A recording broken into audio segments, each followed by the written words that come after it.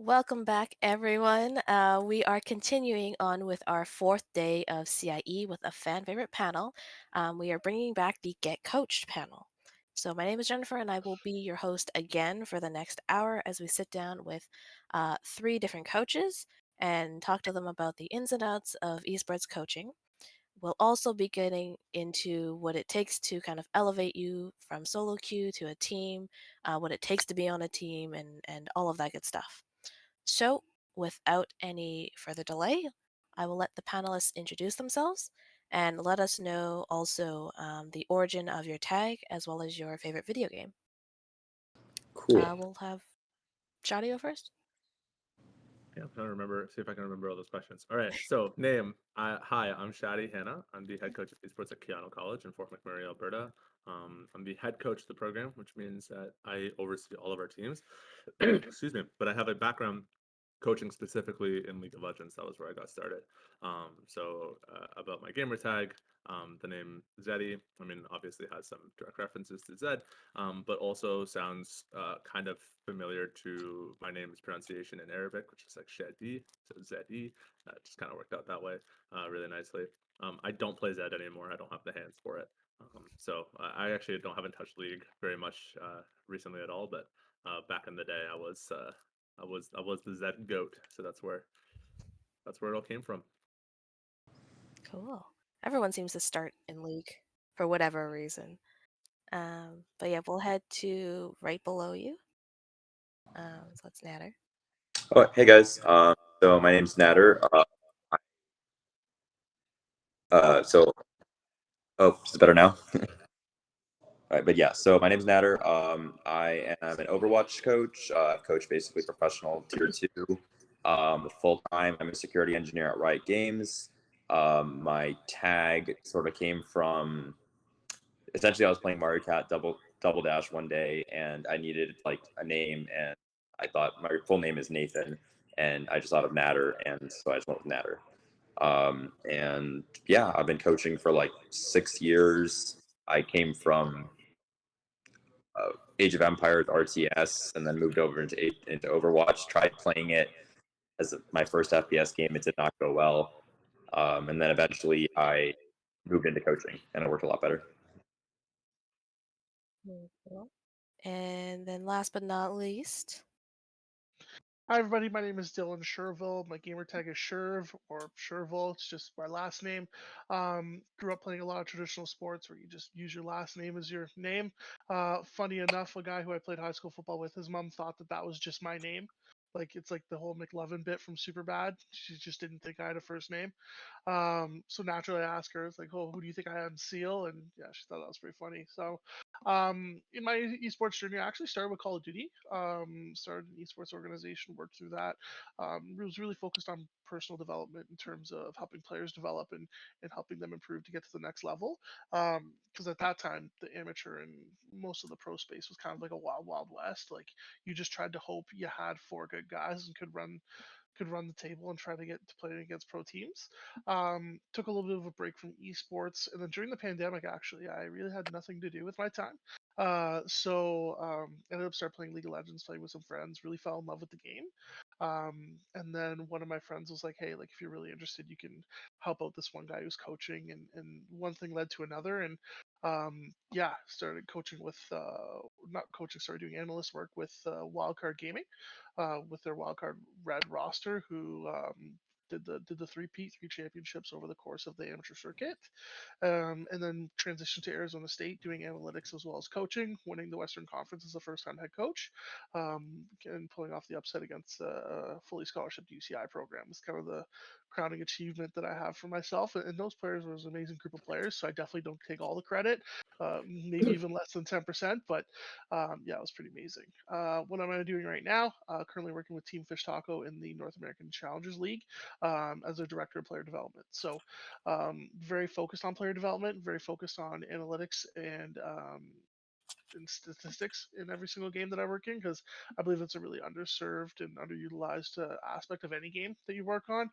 Players might have the hands to be able to do it, but they might not know why, or they might not know the exact science or math behind it. So I think that adding analytics and statistics can always help a team out. So yeah, it's a little bit about me. Sorry for the ramble. No worries. You kind of answered partially my second question, which is for everybody, what got you into sports coaching? So I guess you've kind of already got that covered. But why? I guess for the rest of you, what got you into coaching, and kind of why do you continue down this path? Like, why do you like it? So I started coaching, I think, for a similar reason as Sherv. I played traditional sports my whole life, and I just like being in a team environment and having coaches and mentors and instructors. And my whole family is like into education. Like I was talking to my mom about it over the weekend and discovered that of my 11 cousins, I think 8 of them are now teachers or professors now. It seems to run in the family. So there's a big push in my family for taking knowledge and sharing that knowledge with others. So I think all of that kind of inspired the idea of wanting to get into coaching or education, specifically for esports. I mean, was for me was a personal story is gaming was a really big part of my life as a kid. I played soccer when I was 4, ball hockey when I was 7, basketball right through high school. But in high school, I kind of took a deep dive into gaming to escape some of the stuff I was dealing with at the time, and I got really really into League of Legends. I was playing League like 8 to 10 hours a day, and that knowledge that I gained through that experience, traumatic or not, combined with my tendency to want to just share and educate people, really pushed me towards a career in coaching. And when I got to university, I started coaching the League of Legends team at Wilfrid Laurier University. And obviously, at the time, the University of Waterloo was one of the best schools in Sea Law. So having a school 5 minutes down the road that was so prominent in the sport, it gave me an opportunity to kind of take some time to learn from them and really get into it and ask myself, how can I, you know, get to that point, or how can I help others get to that point? Um, and while I don't have a story as as competitively successful or incredible as Sherv, for me, one of my, I guess, crowning achievements in esport coaching was being able to kind of take all of this, the knowledge that I gained in the game over my I think at the time was 9 years of playing, and applying that to my job as the League of Legends coach and assistant esports director at the University of Rio Grande, back in 2021, and taking a team that had a previous win record of 1-9 in the NACC Navigators division to a undefeated playoff run and championship victory in the winter of that same year. So obviously working with a much different caliber of player, but still being able to take players and have them develop and grow and be competitively successful, is incredibly gratifying for me, and that's a big reason why I continue to do what I do. Well, it's really cool to hear that there's a kind of a long winding path of how you've gotten here, and you like staying here. Natter, how about you? I guess what do you like about coaching? Yeah. So, I mean, to me, it's all about like improvement. It's about improvement and seeing players grow. Um, I think again for me, like I couldn't really play the game at the level I wanted to play just because I'm not great at FPS. I feel Um, that. so, uh, so Same. uh, I realized that coaching was probably a better option. Like I said, I grinded all the way from like basically gold in Overwatch all the way to like top contenders and winning contenders multiple times at Third Impact.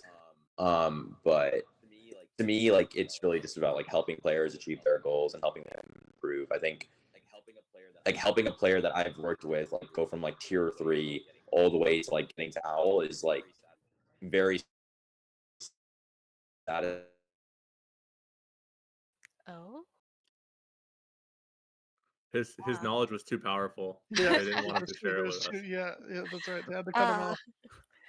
well, when there can be tech issues, there will be tech issues. We'll see if we can get him back as quickly as possible, but I guess in the meantime, we will continue on.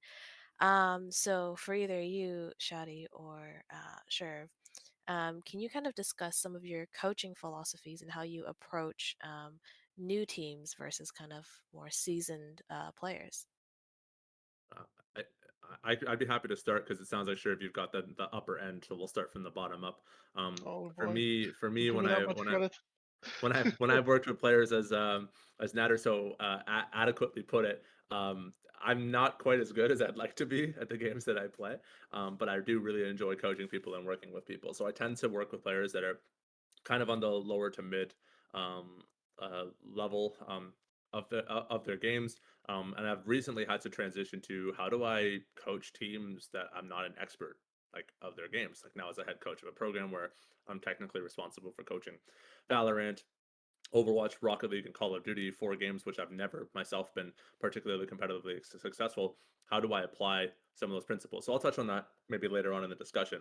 Um, but for me, starting out with coaching League of Legends when you're working with gold to low diamond players, a lot of the philosophy is about building out that knowledge base, and kind of getting everybody onto at least a similar understanding of the game's rules and functions. Like I'm a very conceptual coach. I want people to understand not just what to do, but why they should do it. Kind of like teaching a man to fish versus feeding him for a day. For me with League of Legends, it was very much about being able to break down not just the rules of the game, but also things like, for example, how does your champion fit in a particular composition? Like what is your role in a game, and how does that role differ based off of all of these different varying factors and changing circumstances. So learning through things like rock paper scissors models for esports, and understanding like the MOBA equivalent of like push gank turtle, and understanding things like that. Um, Strategic principles like your zone of control, and kind of like those like higher level principles that when you're just kind of a solo queue player, you might not be thinking actively about. You might have just seen like your favorite streamers or pro players doing it, but trying to understand the concept behind why they make the decisions that they make, and how you can start making those decisions as well. Um, Kind of transitioning into working with higher level teams, it's less about instructing and more about managing, right? Because when you're working with a Valorant roster of all Radiant players, like I'm going to be doing in the fall, you don't need to teach them how to play Valorant. They all know how to play Valorant. You need to teach them how to play with each other, how to keep themselves in check, good systems and habits to build. Like what does an actual practice look like, right? Instead of sitting down in front of your computer and screaming for 5 hours, is how can you be constructive with the time that you're spending on the game? But yeah, I'm sure Sherv will have plenty to say on that topic, so I'll let him take it from here. Yeah, and one thing, because yeah, like I did kind of have some experience in the lower levels of play where it's just you have those players that are stuck on those specific champions, and where you might have an issue with draft even because you just know that a player can't play a specific thing, right? Where you kind of have to massage your way into, hey, I think that the team could benefit if you could try this or XYZ, right? And at the higher levels of play, it's a lot about like EQ, right? And understanding how players want to be coached or how players want to be talked to or even spoken to, right? Like, I'm going to be the first to say it. I'm definitely not a high elo player, and I never will act like I am, right? And so having those conversations with high elo players, and not necessarily demanding respect, but just seeing themselves as your peer. Like, hey, look, I'm here to help you out. I'm here to help to make sure that you're as successful as you want to be doing this. Making sure that when you are in that environment, making sure that it's continuously being constructive instead of being you need to do this statement. So hey, we as a team need to accomplish X, Y, and Z, right? Going in with a very well constructed plan that's discussed days or weeks before is always super important. A lot of teams that I've seen just kind of show up on the day and are like, we could ban this, we could do that, and instead of just being like, hey, this is what we're going to try, this is what we want to accomplish, Mm-hmm. this is what we want to do, this is what we want to play towards. And then as a coach, making sure everyone's on the same page, right? Like you might have a jungler who is a very farm heavy jungler who wants to farm, who wants that type of play style, but the meta just doesn't dictate for it, and you have to convince this kid, hey, your play style is pretty amazing, but for us to be able to win games, you need to be able to adapt how you want to play. And especially at that level, you'd be surprised at how many players can't change the way that they play and can't Mm-hmm. change the way that they see the game. Mm-hmm. So something as a coach where yeah, it's a lot more management of emotions, management of play styles, and just making sure that everyone's on the same page, right? And that might come with their at ASU specifically where I was working, there was a team psychologist on board, and he did an amazing job, and that was something where helping get everyone on the same page and trying to understand where other people are coming from and why they may be communicating the way that they are is something that's I think a lot of more programs should take advantage of, especially in the collegiate space. Right? Like you're telling me that you don't have any sort of like for a program, I don't know, let's say like at Western University, right? They've been ranked, or even Waterloo, they've been ranked so high. They both have psychology departments. You're telling me that you can't have a student work with that team? Like, come on. Like you want these players to be better. They're representing your school. You're probably not even paying them or giving any of them scholarship or grant money, right? Like at least give them some support, right? Give them some sort of team psychologist that they have access to, or you know for at Western, they have a great kinesiology program. At least get someone in there to show them different stretches that they can do between games. Like, there's a lot of missed opportunities in collegiate esports that I could touch on in a little bit. That I'll leave the spicier takes for later. But yeah, there's a lot of I think that there's a lack of support that needs to be attended to as well in regards to making sure that players are getting coached and are being developed properly. Hmm. Yeah, I think with how new, especially Canadian esports is, there's Mhm. some growing pains, and then definitely some rounding out of a lot of our programs. Because I know a lot are very focused on just team doing well and how do we do that, coaches, but what are all the other kind of facets of their life that we also need to help them take care of? Um, I guess for teams, I think a lot of, if correct me if I'm wrong, a lot of these kids seem to come from solo queue. So I guess what are some of the ways like you help them integrate into a team and really like um, tackle the beast that is team play versus solo queue? Because I do hear from a lot of players that it is a completely different game at that level. So I'm gonna deliberately not answer that question. Okay. Not to be frustrating, but because I want to touch on Sherv said something that I really, really liked about the idea of finding players and kind of getting them to understand each other at like a conceptual level. And this is where I think solo queue just fails to provide a lot of that is because the easiest way to hit high rank in any video game is to limit your variables. And in fact, the easiest way to learn anything in life is to limit your variables. So when you look at solo queue, and I want to touch on other games as well, but Sherv and I are both League of Legends coaches, so obviously we're gonna know a lot more about League. But you'll notice that like if you look at the higher echelons of solo queue ranked ladders, it's all one tricks for the most part, or one tricks or two tricks or whatever, because they've been able to limit their variables and learn one way of playing the game very, very, very, very well to the point that they know everything there is to know about that one way of playing the game. But the second you change something in the way that they have to approach the game, you nerf a core item, you adjust the core matchup. That character gets banned out, and now they're forced to play it. Like, anyone that follows League knows all the memes about tempos off Zillion, like stuff like that. Like those are just like kind of common conversations that you have in the space. Because when somebody's insanely good at one character, and that's the way that they've learned the game, as soon as you take them off that character, now they haven't really learned the concepts or the themes of the game beyond what they've grown accustomed to. So I have the benefit at Keanu of being able to recruit students to my teams, and that means that I get to find people that aren't just good in a solo queue environment, but also either have previous team experience, whether in an esports or a traditional sports context, and people that have what I call a growth mindset. Well, not what I. It's not like I coined the term, but you know what I mean. Like people that have that willingness to want to grow beyond their boundaries.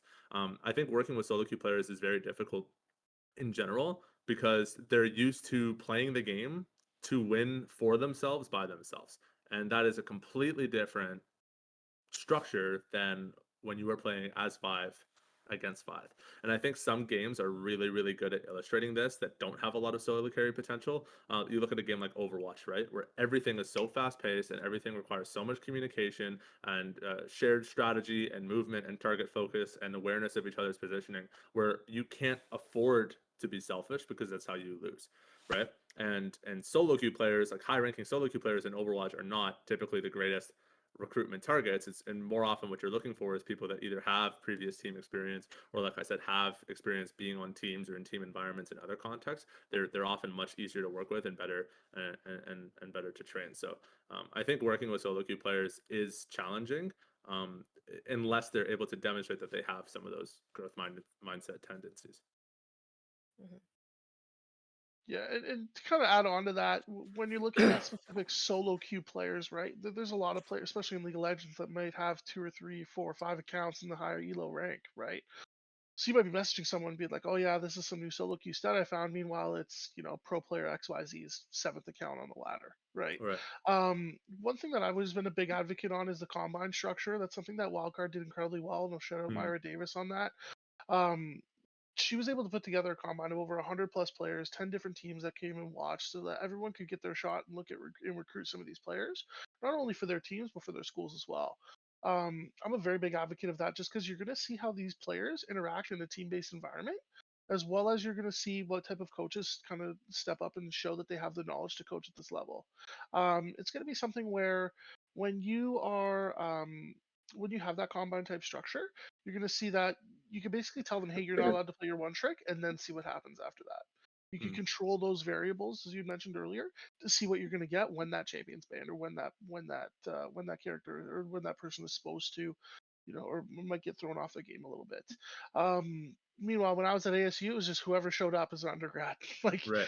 there were Right. posters that were put up all around the school. I wasn't even there. I was coaching from London, Ontario, and they're all the way in in Arizona. There, 3 hour difference away, multitude of miles. So it was just whoever showed up. And that's the thing. Like you'll get some kids who are, there's always a secret about this one kid who was challenger, who was a top laner, who never came and showed up, but yet magically found the League of Legends team and was one of the better players on the developmental roster. Um, just because hey, he had never started the team before, he never got integrated into their program before. And it's something where when you have the outreach and you have the systems in place for bigger schools like Western, like Arizona State, it makes a lot of sense, right? But unfortunately, when you do have when you do have some issues of not being able to recruit, you're kind of just left with, hey, this is what I got. And I mean, at ASU, we had an individual who was on his third role swap playing jungle when I was there. So he was originally playing mid later, swapped to support because we weren't originally going to have our support. And then our support said, I'm going to play my last year. And then he's like, oh, well, I guess I'm going to go play jungle because we didn't have a strong enough jungler at the time. So he swapped to the role incredibly well. And he still plays it in amateur to this day. So happy for the kid. But yeah, sometimes it's a little bit of, hey, what do I got? And where can we fit the pieces? Where do they work the best? So yeah, I think that model they'll struggle to compete over long periods of time unless you don't have the core like group of 3 or 4 guys that are ready to go. Yeah, yeah. Speaking to the combine structure as well, like one thing that I've been really intense on at Keanu is I don't recruit a player until I've seen them play in like a virtual tryout that I've hosted. Like I have not once just gone on to like stay plugged in and signed a kid because he was Grand Champ 3 or Challenger or Radiant or whatever. It's even Radiant 500 plus RR players that I have Valorant, I've invited them to our teams and try out. And there's two reasons I do that. One is obviously to see how they play in a team environment, but two, to also see if they have the humility to participate in something like that. Because quite frankly, I'm not interested in working with a player that believes that they deserve the best because they have a higher rank. Like if you're a Radiant 700 RR and you're egoing me at tryouts, well then go to another school, get paid thousands of dollars to lose all season, and that can be your legacy, right? But for me, I'm trying to work with people that want to be a win and want to be successful and know that that takes a particular level of self commitment. And I've been very very blessed so far in my recruitment this year for the teams that I've been building to find players that are not only incredibly mechanically and tactically gifted, but also have that mentality of self-sacrifice and wanting to commit to something greater than themselves. Hmm. Yeah, I think definitely even having an academy team is very helpful for the A team, varsity, whatever we want to call them, because you can start working those skills in before they hit the big stage. Um, but kind of changing gears a little bit, I know, Sherv, we were talking about this a little bit within our DMs, but um, kind of what stats do you have as a coach, essentially? Like, what Yeah, metrics or indicators do you typically use to kind of measure the improvement of your teams? yeah. So that's a great question. And I do have a spreadsheet that's available. I will put it in. Is there a way that I can screen share it if I share it to somebody in chat right now? Um, I might be able to do so. Matt, producer, I think we need you to screen share in video? Question Sure, mark? I'll do my best. Just give me one sec here. Okay. Here we go. So you just want me to put it in here? There we go. And then I'll see if I can do it from video. If not, we'll figure it out. We'll build the plane on the way down. um, Right. And Give let me us two see seconds, here. everybody. See. Share screen. There we go. And go. Huh, Sweet, it's not open. There it is. Found it. All okay. right. So Oh, I am good now. wait, sorry. Huh, Matt's got this all sorted out too. Perfect. So All if you wanna, right. yeah. If you want to watch the Discord stream, he's got it there. Sure. All right. I'll stop sharing then. Give me 1 sec. Oh, So, oh wait, do I have wait. to share it This again? is, oh, just Okay, sorry, okay, okay, sorry, okay, sorry. okay. That's fine. That's fine. That's fine. Oh, Yeah, but for sure. ah, okay. Sorry about There that. we go. So, if everyone can see my screen at least, this is one thing that I did at Arizona State that I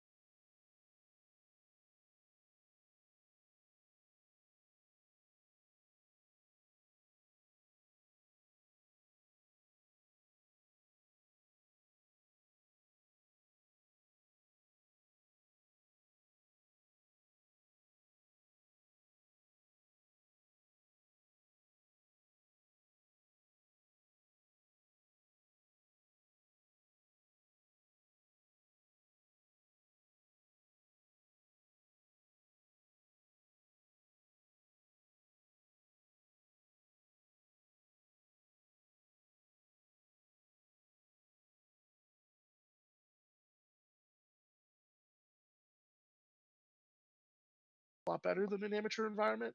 But I think that this is something that not a lot of teams do, and not a lot of teams actually understand how to do well, just because they're going to look and see like, your jungler's just not farming efficiently enough. Well, let's take a look. When our jungler's consistently on, you know, when our jungler's consistently on Trundle, what do you think he's doing? He's not farming, right? He's ganking. When our jungler's consistently on something like a Jarvan or a Zinzao, he's not farming, he's ganking. So no wonder he's going to be down in gold, but it needs to be evident where are we getting leads in bot lane, or are we trying to get leads on the top lane? We have to figure that out as a team. And if we struggle at it, then what are we going to do to fix it? So yeah, that from a statistics point of view, that's specifically what I go over internally with the team. I do have something that I go over externally as well, and that is different scouting reports that are shown. One I'll show two different ones. One of them is done by an individual who has a lot more experience in Photoshop and coding. I have his permission to share this. His name's Mike Quanta. Look him up on Twitter, Quanta LOL. Amazing guy to work with. In my humble opinion, he should be working for an LCS team at the moment, but for some reason, I don't know, they got to give their heads a shake. Um, and when it comes to statistics and scouting reports, this is a scouting report that he did for his team at the time. As you can see, this is last year's data, so it has nothing to do with what we're currently seeing in NACL. But it's something where when we're looking at, if we just view it as a slideshow, if we're looking at what you're trying to do and what you're trying to prepare for as a team, we're looking for consistency in what the enemy team does and consistency in how we can exploit it. So if we know that jungler always leaves at 115, we can always they always take this path. We can have our top laner walk down and end up harassing them on the leash to make sure that their jungle timers are ended up being delayed. So it's something where they can end up having a lot less time to go through their rotations, and their camp rotations are going to be slowed, which allows us to have a little bit more initiative on the map. And then with that, there's a bunch of different jungle maps and how they gank and all that good stuff. Um, and I just want to get through to the like even objective setup, like how good our teams at actually setting up for objectives. Most teams at the NACL level are okay at best, so being able to exploit that and having fights at objectives that are favorable to your team are incredibly important. And you see that with a team like Wildcard, where they have this team put together that just loves to team fight. If anyone hasn't watched Wildcard at the NACL level, highly recommend giving them a watch.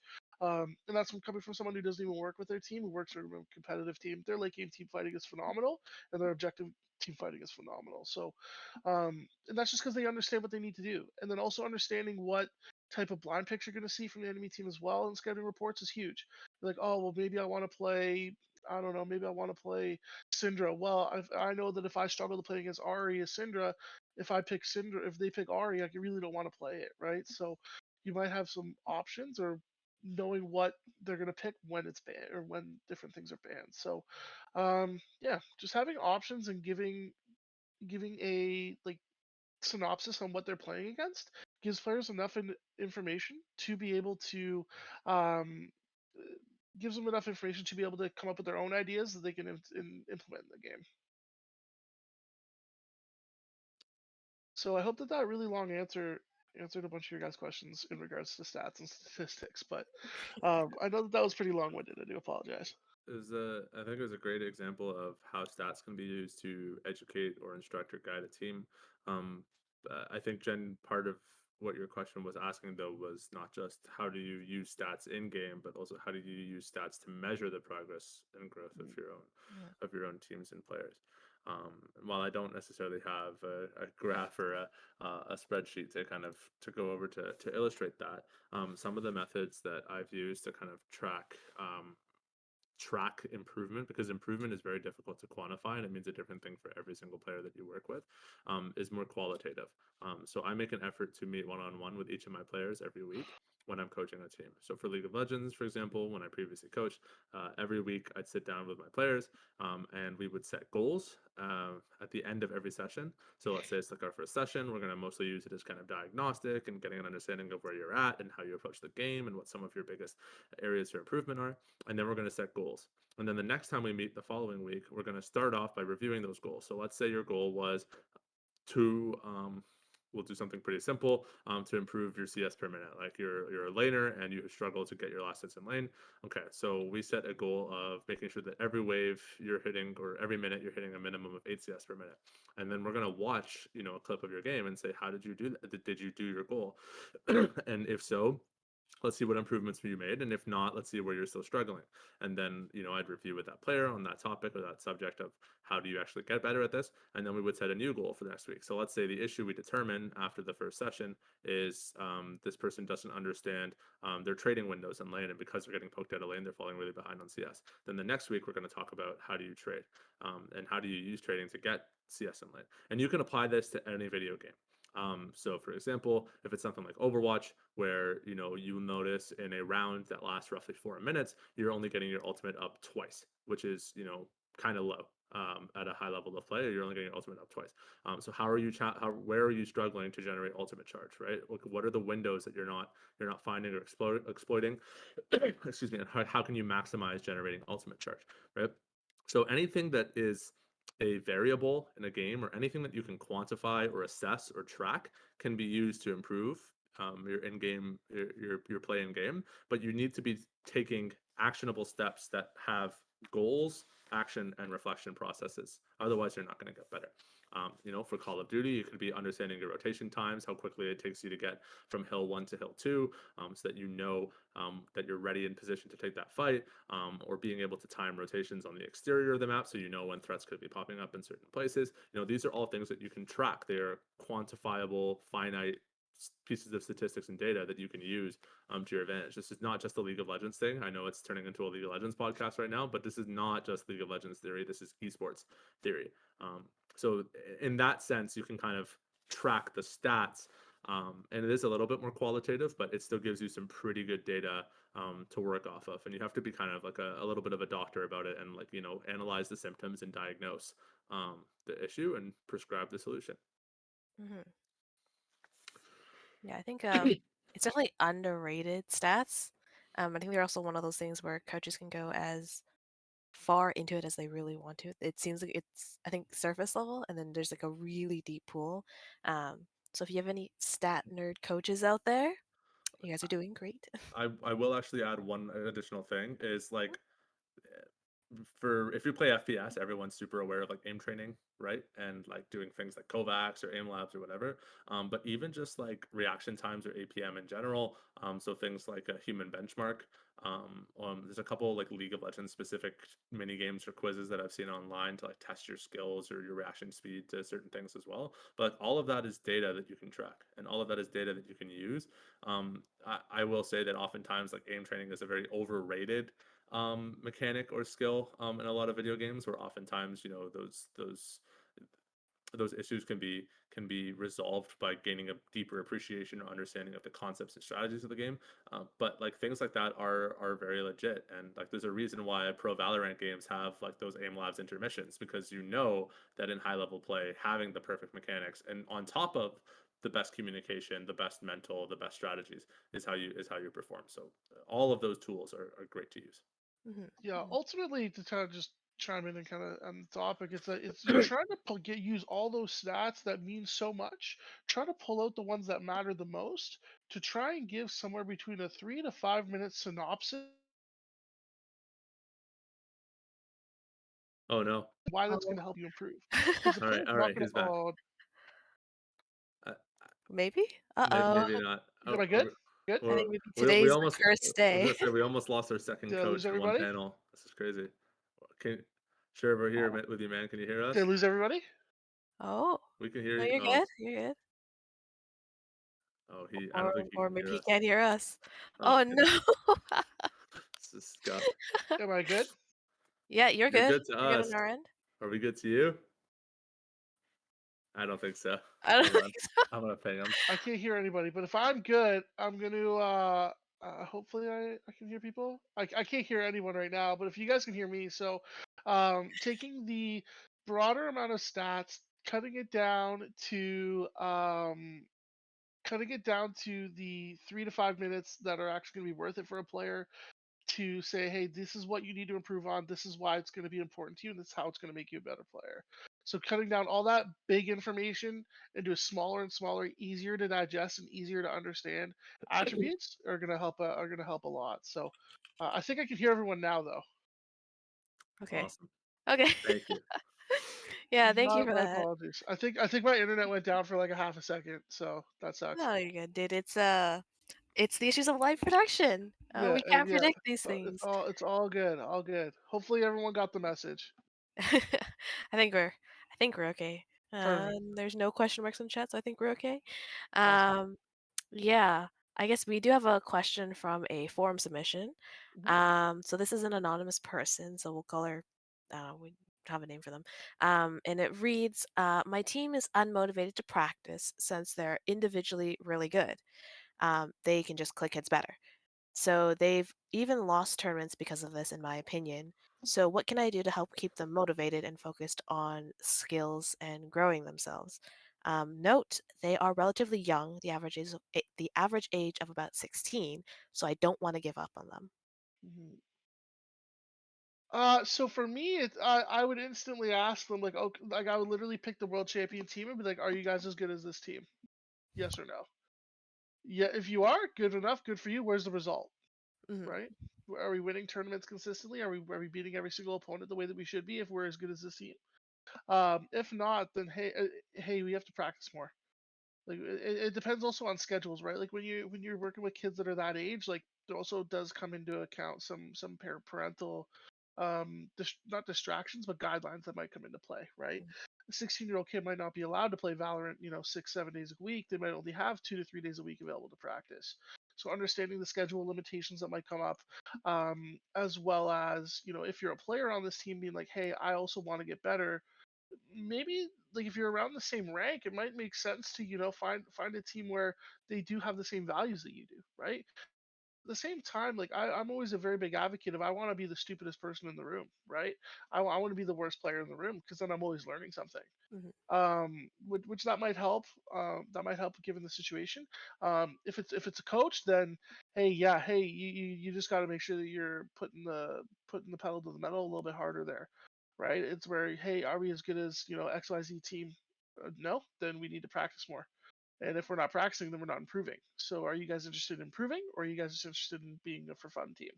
And just clarifying what the team wants and what the team's looking for as a group. I'm a little bit blunt in that aspect of things. There's probably a better way to sugarcoat that, but I'd be pretty similar to what I said there.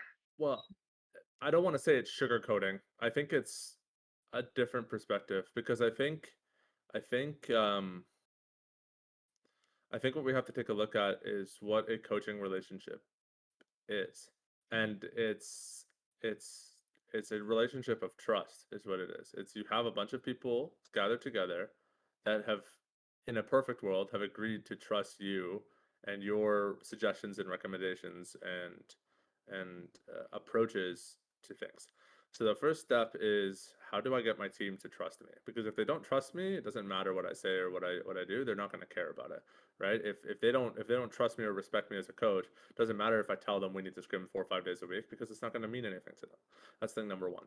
Thing number two, and in the defense of people like like Sherv and myself that have worked in collegiate for quite a bit of time, sometimes you grow accustomed to this idea that like the players around you have like really big egos, especially if they are really good.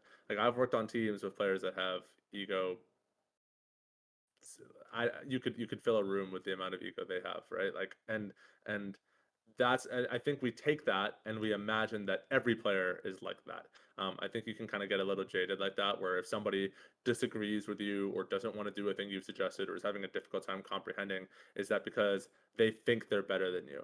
Where oftentimes it's actually that's not the case at all. It's anxiety and it's self doubt, and I don't think I'm capable of being better. So then why should I even try?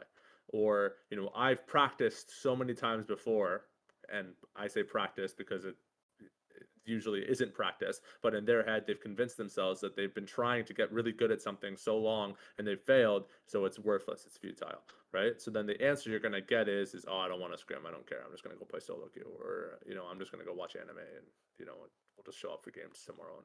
And that's those are the answers you get. But that's not the case at all. The case is that they don't have the faith or belief in themselves that they can be better. And I think if they trust you, it's a lot easier to get someone to believe that they can be better if they trust you, because then when you actually tell them that they can be better, they'll they'll hear you, and they might even agree with you. So part of the ways that I do that is getting to know each of my players individually really well. And like I said, I'm in the position as a head coach.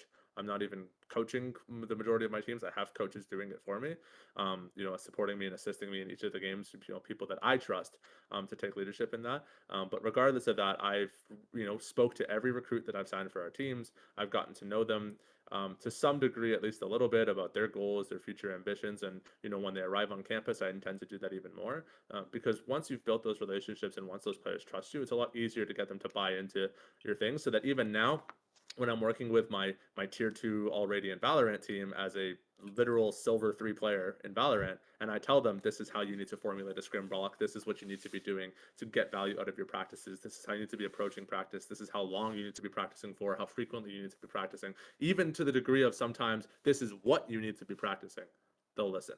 And it doesn't matter that there's 10,000 RR between myself and them because of trust. So that would be my answer to that, coach. Yeah. Yeah, those are definitely some really good answers, and I hope if whoever asked this question is watching, that does answer your question. But this is our time to move on to a little bit of Rankle. So as coaches, I'm so bad at this game. I'm also very tragically awful at this game. it's okay, it's okay. I think Overwatch got 3 stars yesterday, so hopefully you guys can surpass 3 stars. We'll see. One, But if I'm lucky. But for anyone in the audience who doesn't know what a ranked is, basically they'll show you a clip of I think one of the 8 games they have, and you basically will have to judge what rank the player is on this clip based on their actions and all of that. Um, I think there are 8 games, but whenever we are ready to switch You got to start us with League of Legends though. Like, give us a Yeah, warm up. please. Yeah, Like, yeah. get us Okay, get us okay. in nice and easy, and Yeah, you then gotta give us a lob. throw a total curveball. But like, Yeah, give us a nice little lobber to start. yeah. Okay, we'll start with League. All right. All right, Matt. Whenever you are ready to start the clip, we can start. Take a look here. See what we got going on.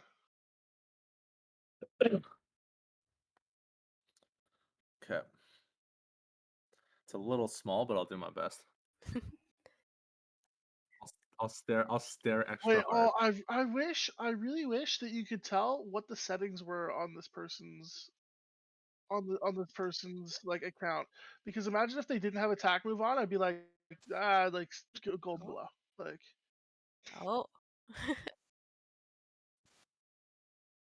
Oh no. Yes. clearly, We're having some I think Matt, I think you production actually issues. picked the most cursed day for production. Like there has not been this many issues with it's any of our okay. panels, and you got the unlucky straw on this one. Okay, they knew the coaches were mentally strong. That's why they gave us today.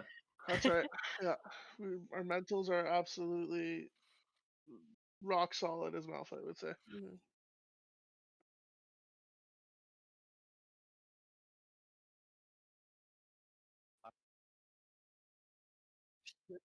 Oh, there we Oh, go. there we go. It's Wonderful. much. Yeah, there we go. Okay. Oh, are we watching through the? We got Yeah, it on through a Discord. Discord stream. Okay, All cool, right, let's perfect. rip it. All right, let's go. Let's All right, go. yeah. All Oh right. God. Oh Oh, no. Yeah, let's do it. okay, okay. That's me on Gragas. Okay. Oh,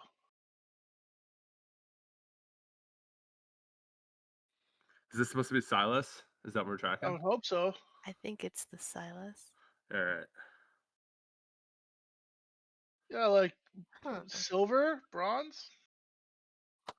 Mm, Mm, can we run it back? Are we allowed If to this run it if back? yeah. this if Can we this keep it is running one All more gold, right, time? run if it this back is one more gold, time. I'm Run gonna it be back one more time. embarrassed. Like, This this looks like my own game, so I'm like this feels like silver gold. Hold on. Yeah, I'm pretty sure it's like silver. I'm pretty sure it's silver. But Matt, The can we get only like a really replay on clean this? play that they made is like Okay. Okay, so I think it is the Gragas. Or sorry, No, it's the Silas. Seth. Silas, sorry. I want to see this guy's build. I think that would probably help you out a little bit. Okay, I mean it's Silver 60 to key? 55, so it's got to be less than gold at least. Yeah, I'm thinking silver. The mechs are decent. He's throwing Q right at way after Hourglass is on, so he's either lagging like crazy or Or he's not silver. predicting Silver. it. Yeah, I'm gonna go with silver. I'm down That'd be with Silver. my silver. guess too. Yeah. Yeah. Do you think it'd be I'm down with Yeah. silver. 60? Yeah.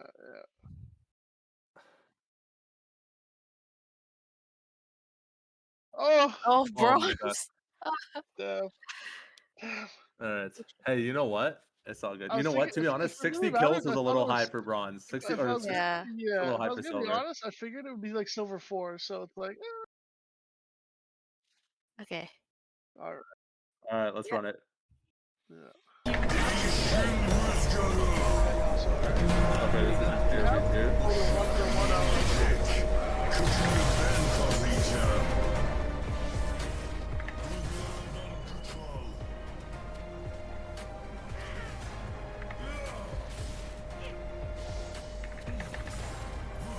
It's gotta be platinum or lower. I'm just there's silver, sure. It might even might even be less. You think silver? I Bronze, silver, like that clip makes my brain melt watching that. We go one more time. yeah, because like we're missing cues, we're not stacking cues properly. Yeah, you know what?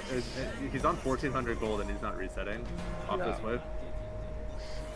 Okay, I always overshoot. I was gonna say at highest gold. It's probably silver or gold. It's silver or gold. I can see the region. Oh my. Oh, this is like Challenger in Turkey. That guy. Oh my god, that's slander. No, yeah, I'm saying like, I'm saying gold only because I like how quickly the EQR set was there. Like I don't know a yeah, lot of silvers that I'm have going that. silver. I'm Silver. Silver. Okay, you know what? I'll silver, take. gold. You were right last time. I'll go with silver. I'll trust Oh, you. you changing. We're back to silver. All right. Yeah. No What? way. Diamond? No way. There's no. No, So hold okay, on. okay. So let's be real. This is probably silver on NA, right? Like I said, this is Challenger on Turkey. Silver in there. Oh That's That. god. that was Okay. hard to watch. I'm not gonna lie. There's no way. Someone had to be account sharing for sure. Boosters. Okay, and last one.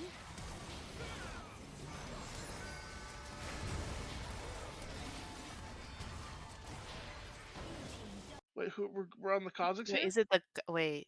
Wait, that wasn't even a clip. Is that the He's just Cossacks or the Vigo? he's just farming creeps with his Q button. That's not a clip. Run it again, Matt. It's literally 10 seconds.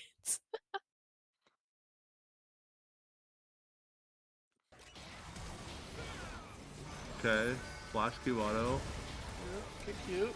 Dodges I the like Q. this little. I like Dodges that the mini W. little sidestep there on the Yeah, W. I'd say it's plat. That's a Oh, that's a EU.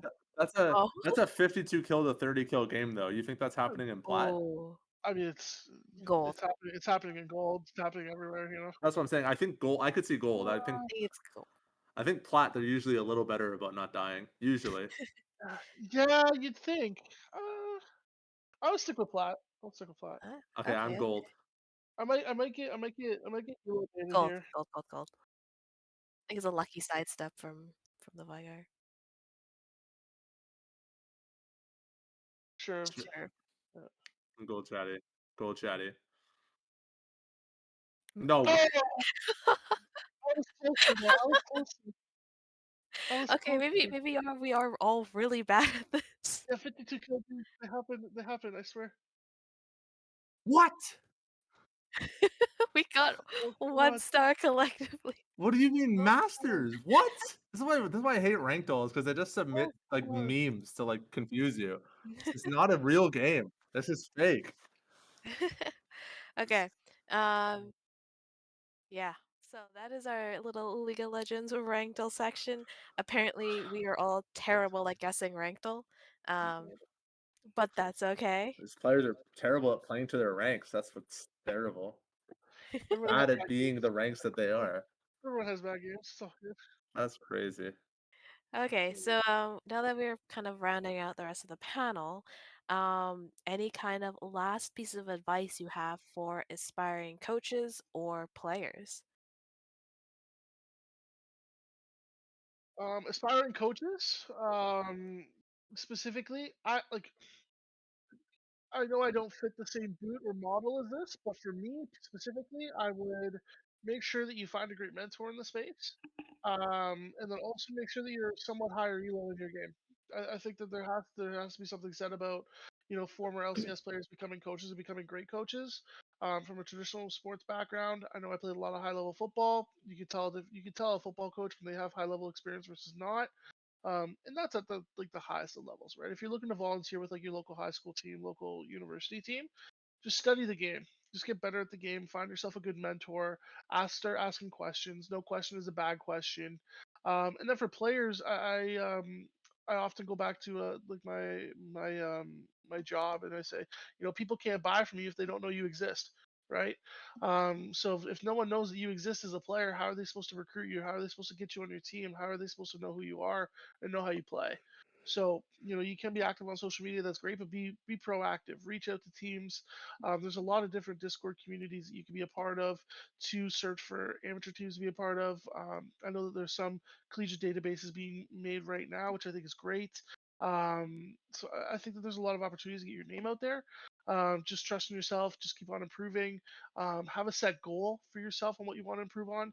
Specifically, if you're a mid laner and you're like, oh, my mage play really sucks, pick 3 mages, master them. Like, log in hundreds of games on them and see how much better you get with an outset of a goal of, hey, I want to average this amount of CS per minute. I want to average this type of a KDA. I want to average, this amount of damage per game. Just something that are easily trackable, things that are easily executed, and things that you can do. And then I'll throw in a third one: colleges and universities that have all these kids that are coming to your school, set up an esports program that's like legitimate, please. Like, I shouldn't have to see a school like there's a school in London, Ontario that isn't Western University, where that school should have esports scholarships for its League of Legends players and for its Rocket League players. Like, there should be no reason why we can't compete at the highest level, um, with the amount of funding that's available and the amount of space that's there. Yeah, schools need to get it right and make sure that they're, helping these players get to the next level, or at least, help players, achieve their academic success through esports. Mhm. My journey in coaching was pretty long-winded. Um, so my advice to people wanting to get into the profession is to respect the journey. I guess to kind of touch some of the highlights, it started off by just trying something. Like at Wilfrid Laurier, I wanted to play on an esports. I wanted to play on a League of Legends team. I wanted to play in an esports club.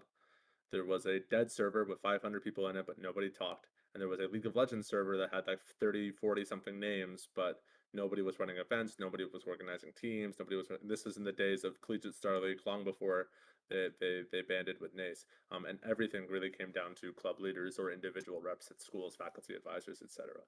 Um, I started by sending a Discord message. Hey, I want to play for a league team. Is it still active? And when the response I got said no, I took it upon myself to start it, right? And that gave me an entire year's worth of experience at Wilfrid Laurier, not just coaching teams, but managing teams, running events, building clubs. When COVID hit, I had the opportunity to go to school either for broadcast production at a school in London that is not Western University, or I had the opportunity to pursue an esports education remotely online during the pandemic. And that was the choice that I made, because after that year at Laurier, I realized I have a passion for this. I really want to pursue this. So again, I took an opportunity that would assist me in developing my career. And then when I got to St. Clair, where I studied for 2 years before I moved out here to at Keano, when I got to St. Clair, I coached the Club League of Legends team. I coached the varsity League of Legends team. I played on the varsity Hearthstone team. I worked as a broadcast producer for Saints Gaming because I wanted to try everything and figure out where my place in the industry was, and also to learn all of these skills that helped me not just as a coach, but also to be able to brand myself in the space, to be able to separate myself from other candidates and demonstrate why I bring value to a team and to an organization. After a year of doing all that and realizing that coaching out of all of these different things that I've tried is the thing I loved the most, I took a year and just coached League of Legends. I coached for the University of Rio Grande. I coached privately over Reddit and Discord. And again, I wasn't doing this for a team or for an org or for an employer. I was sending messages in forums and chat boards and on social media and DMing other directors and coaches and asking them how they got started and doing. And it's taking initiative and being willing to try everything so that you can figure out what it is that you're really good at and how you can make yourself separate. And now having the opportunity to be a head coach at Keano, I know some of the other candidates that applied for this position, and they are all very talented people that honestly, if it was me side by side evaluating, some of our skills, it would be very difficult for me to place myself. But the reason I feel like I was able to get this position was because I branded myself as having a talent and a skill set that nobody else had, because I did all of these things, because I had this big portfolio, and because I knew my place in the industry. For me, a big thing about coaching was development, and wanting to take players, not just find the best players, but take players that were good and make them amazing. And that's been my journey ever since I got to Keano. And because I had a very clear vision about what I wanted to do, and I was able to sell the athletic director on that, I was able to get a job in this space. So trust your vision and learn about yourself. Take the time to learn about yourself so that you know what it is that you want to provide, because you will find an employer that shares that vision with you. Mm. Okay, awesome. So those are some really good pieces of advice for anyone out there who is listening and watching still. So that does bring us to the end of our panel for Get Coached. So thank you, Shadi and Sherv, for joining us. It was great hearing everything that you guys have done and how people can improve. Also, thank you to Natter. I know we had some technical issues, but thank you still for being here and joining us today. So, with that being said, um, everyone don't forget we have our MSI raffle. So you can enter the raffle by putting hashtag raffle in the chat. Raffle should still be open now. But we will be back in about 20 minutes with our last panel of the day, Revive Me Jet. So we'll see you all there.